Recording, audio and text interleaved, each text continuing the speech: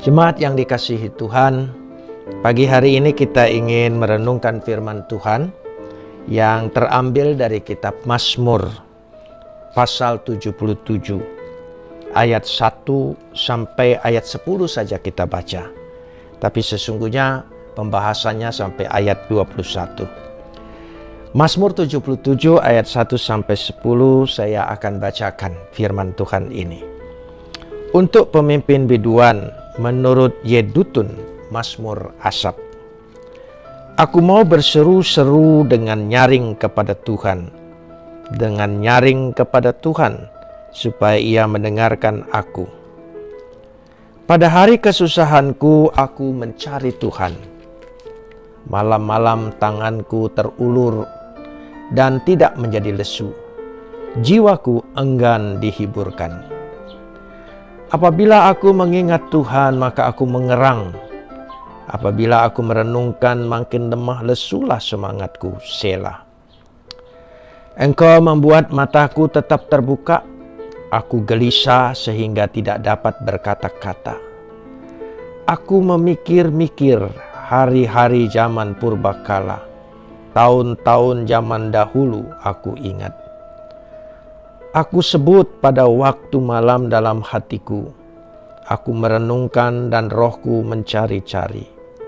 Untuk selama-lamanyakah Tuhan menolak dan tidak kembali bermurah hati lagi? Sudah lenyapkah untuk seterusnya kasih setianya? Telah berakhirkah janji itu berlaku turun-temurun? Sudah lupakah Tuhan menaruh kasihan? Atau ditutupnyakah rahmatnya karena murkanya? Selah. Kapot lecha Adonai Elohim Adonai. Kapot lecha. Segala kemuliaan ya Adonai Tuhanku, kemuliaan bagimu. Saudara-saudara yang dikasihi oleh Tuhan, saya ingin mengajak kita dalam bacaan ini. Terlebih dahulu saya ingin jelaskan Mazmur ini, yaitu dikatakan lam natseah, untuk pemimpin biduan. Jadi ada pemimpin biduan menurut Yedutun, atau dalam bahasa aslinya Al-Yeditun. Mazmur Asaf li Asaf Mizmor. Asaf dan Yedutun merupakan pemimpin biduan pada zaman Daud. Tapi Mazmur ini sesungguhnya bukan ditulis pada zaman mereka. Tetapi Mazmur ini sebetulnya adalah keluh kesah yang berulang-ulang, yang dinyanyikan kembali ketika umat Israel mengalami masa-masa yang sulit, baik dalam pembuangan di Babel maupun mereka ketika mendapat tekanan dari kerajaan Persia. Secara fisik mereka mengalami tekanan siksaan itu. Penderitaan inilah yang terus-menerus dialami oleh umat Tuhan. Dan Mazmur ini merupakan keluh kesah mereka. Dan nyata sekali di situ mereka menyanyikan kembali penderitaan ini, mengingatkan kembali. Memang terkadang kala kita lupa, tatkala kita menghadapi penderitaan, tekanan-tekanan, kesusahan, berulang-ulang bahwa Tuhan telah memberikan jalan keluar, pertolongan, kelepasan kepada umatnya. Tetapi ketika kita menghadapi sendiri penderitaan dan kesusahan, kesulitan seperti keadaan kita sekarang ini, maka kita juga lupa. Dan mereka berdoa, tentu saja berdoa di dalam penderitaannya. Ketika mereka berdoa, ayat 2 dan 3 menyatakan, aku mau berseru-seru dengan nyaring kepada Tuhan. Sebetulnya ada kata mengulang di sini. Ya, Koli el Elohim we'etz aga. Pengulangan kata Koli el Elohim dengan nyaring menunjukkan pemazmur ini betul-betul sedang menghadapi tekanan yang berat, ketakutan, goncangan yang berat di dalam dirinya. Sehingga dia berteriak. Jadi kalau ada orang yang betul-betul merasa tertekan dalam hidupnya atau terancam jiwanya, tentu dia akan berteriak, tolong. Begitulah kira-kiranya yang dimaksudkan di sini. pada hari kesusahanku, aku mencari Tuhan, dikatakan. Beom syarati Adonai darasti. Kata kesusahan syarati pun merujuk juga bahwa memang betul ada tekanan di dalam kehidupan mereka. Sama seperti kita. Setiap hari kita mendengar tentang orang meninggal akibat COVID ini. Dan mungkin juga yang kita kenal, teman dekat, keluarga. Dan karena seringnya dan banyaknya, membuat diri kita juga menjadi khawatir, menjadi takut. Kadang-kadang kita berpikir, kapan giliran saya? Mungkin itu terjadi, tekanan seperti itu. Jadi, apalagi dikatakan syarati di sini menunjukkan ada satu penyakit yang menakutkan, yang sangat berbahaya, ya, atau siksaan secara fisik yang nyata. Di dalam doa, acap kali sebagai umat Tuhan belajar juga dari sini. Kita ingin sekali mendapat jawaban, jalan keluar dan pertolongan. Itu tidak salah. Tapi seringkali kita menginginkan Tuhan itu cepat bertindak. Kita menginginkan keinginan kita.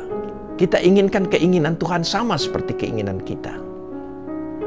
Tapi ternyata kita merasa seperti hampa, tidak ada apa-apanya. Karena itu pemazmur di sini mengingatkan kembali pada ayat 4 sampai ayat 10. Rasa frustrasinya, tekanan terhadap dirinya.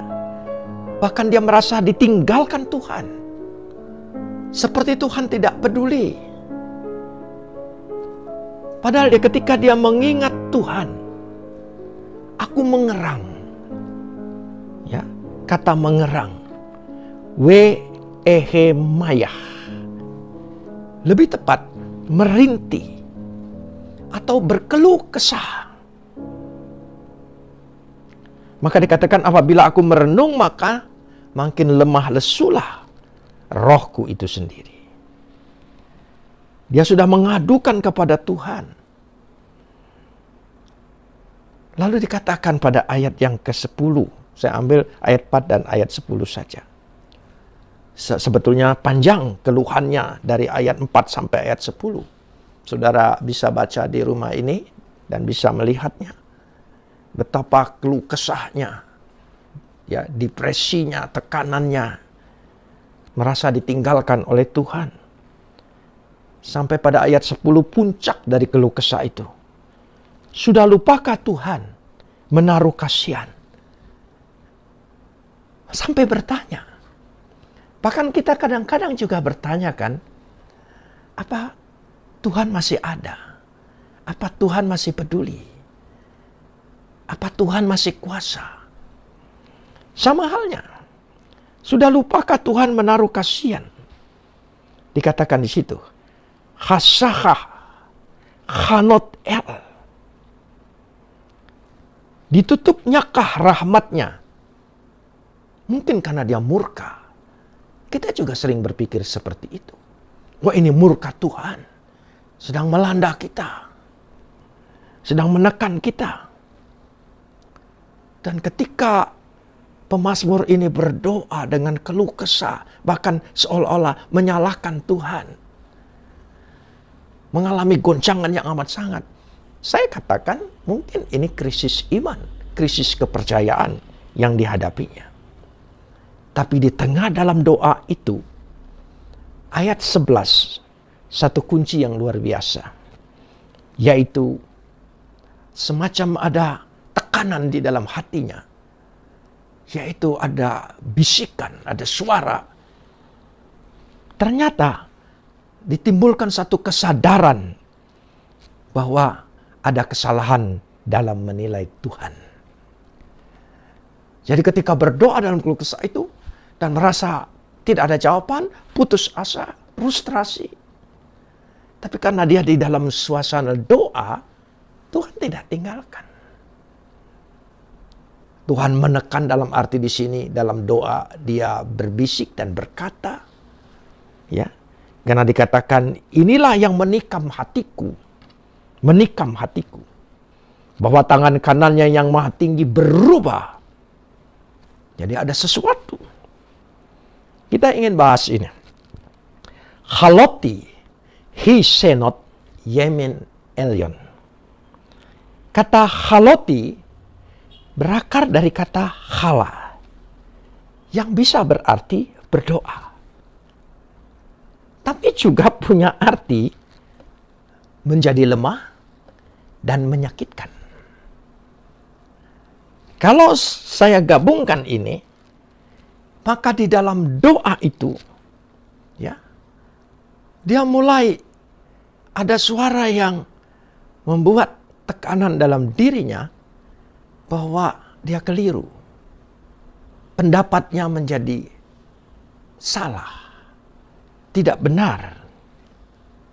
Dan ketika dia merasa keliru menilai Tuhan, dia sungguh-sungguh mengalami kesedihan, penyesalan.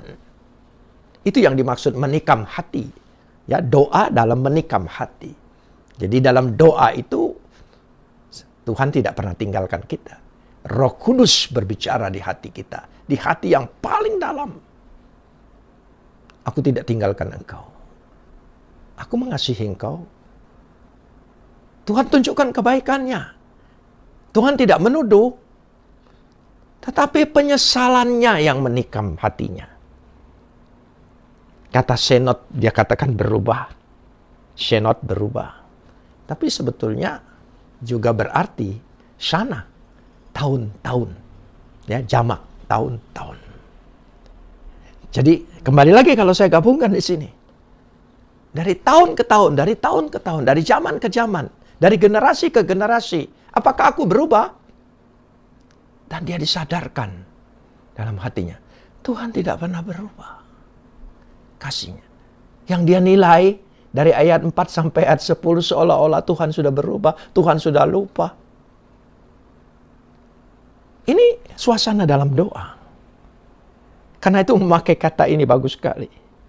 Kata yemin yang berarti tangan kanan.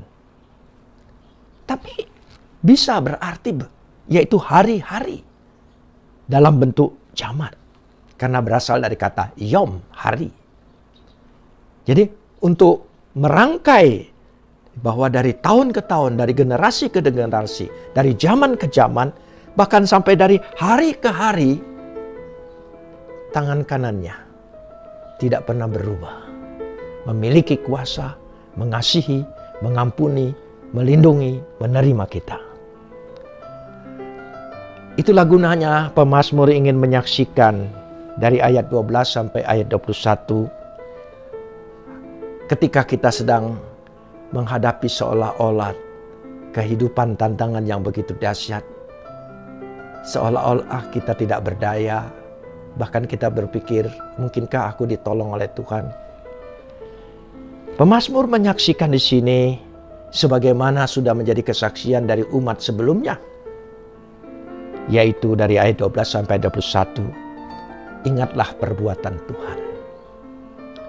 Ingatlah perlindungan Tuhan di masa umat yang masa lalu, masa purbakala, dari zaman ke zaman. Itu peristiwa. Itu bukan kisah yang menjadi untuk sekedar kita tahu. Bukan.